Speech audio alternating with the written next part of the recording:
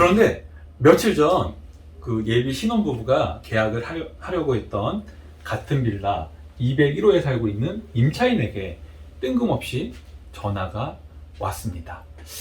뒷조사를 할 때, 여기서 말하는 뒷조사는 제가 그 예비 신혼부부가 가려고 했던 집이 301호였는데 그 301호에 대한 조사를 할 때 제가 이것저것 필요한 정보를 이제 201호 분을 만났다고 했잖아요. 그래서 그분한테 이제 물어봤는데 뭐 전혀 귀찮아하지도 않고 친절하게 많이 잘 알려주셔가지고 제가 감사한 마음에 뭐 언제든지 뭐 부동산과 관련돼서 뭐 궁금하거나 문의사항 있으면 연락 달라고 제가 명함을 줬던 기억이 있는데 제 명함을 보고 하여튼 그분이 전화를 주셨다고 합니다. 그런데 문제는요, 201호 그 임차인의 목소리가 굉장히 다급하고 간절함이 묻어 있었다는 겁니다. 201호는 지난 2월 말에 임대인으로부터 자신이 살고 있는 해당 호실이 계약이 됐다고, 그리고 새로 들어올 임차인을 구했다고 4월 11일 날 이사를 나가면 된다고 그런 통보를 받았다고 합니다. 201호 임차인은 내심 최근에 빌라 가격이 매매가도 그렇지만 전세가도 큰 폭으로 하락했기 때문에 이거 역전세 맞으면 어떡하지? 그래서 주인이 보증금을 못 빼주면 어떡하지? 이런 걱정이 있었는데 다행히도 임대인이 알아서 보증금을 낮춰서 세입자를 맞췄다고 하니까 감사한 마음까지 들었다고 합니다. 그래서 이렇게 자신의 보증금을 빼주려고 이렇게 낮춰서 새로운 임차인을 맞췄구나. 그런데 그 임차인이 4월 11일 날 이사 들어오니까 나도 그러면 4월 11일 날 이사 갈 집을 알아봐야지 하고 주변에 이제 집을 알아봤는데 좀 지역을 좀 멀리 해가지고 이제 빌라에 대한 좀 불안감이 컸나 봐요. 그래서 좀 멀리 떨어진 아파트를 가격에 맞춰서 3억 5천짜리 전세를 구하게 됐는데요. 그래서 해당 아파트의 계약금으로 3천만 원을 걸었다고 합니다.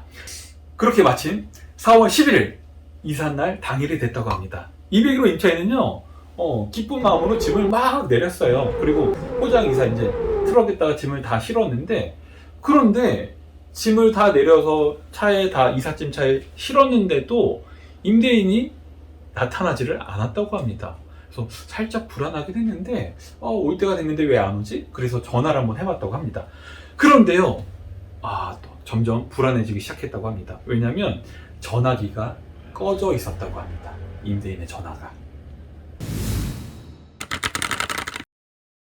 너무도 안타깝게 201호의 그 불안한 마음, 또 불길한 예감은 틀리지 않았다고 합니다. 그 잠시 후에 기다리고 있던 임대인은 오지 않고요. 누가 왔냐면 그 해당 201호를 중개했던, 새로운 임차인을 중개했던 그 부동산 사장님과 또 새로 들어올 임차인이 왔다고 합니다. 근데 그 임차인 또 그 부동산 사장님이 하는 얘기가 뭐냐면 잔금 시간이 됐는데 안 와서 전화를 해보니까 전화기가 꺼져 있어서 혹시나 여기 와 있을 수도 모른다는 생각에 왔다는 거죠. 그런데 여기도 없고 전화기는 꺼져 있고 전세 사기. 그러니까 그 임대인은요, 처음부터 보증금을 낮게 해서라도 빨리 지금 살고 있는 임차인의 보증금을 빼줄 생각이 아니었고요. 그 임대인, 그 나쁜 바지의 숨은 의도는 뭐였냐면 새로 들어올 임차인의 계약금을 편취하는 것이 목적이었습니다.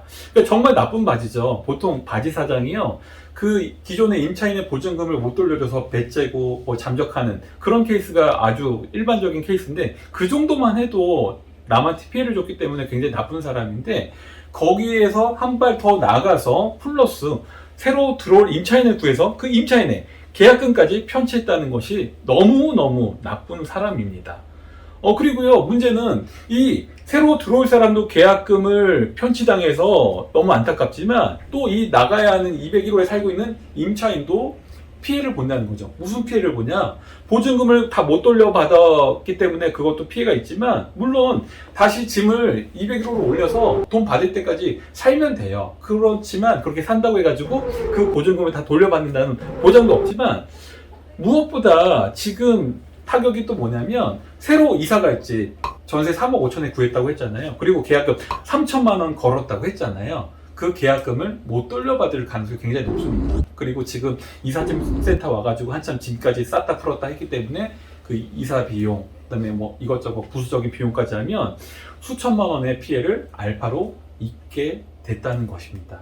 저는 이 201호의 이 전화를 받았을 때 참 안타깝고 미안한 생각이 들었습니다. 그때 제가 1월 말에 그 301호 현장 답사 갔을 때 이러이러한 정황 상황이 있으니까 201호에 사시는 임차인분도 좀 전세 사기를 조심하시면 좋겠습니다. 아니면 전세 사기일 수도 있으니까 좀 알고 계세요. 이렇게 조금이라도 언지를 드렸다면 어땠을까 하는 그런 미안하고 속상함이 컸던 전화 통화였습니다.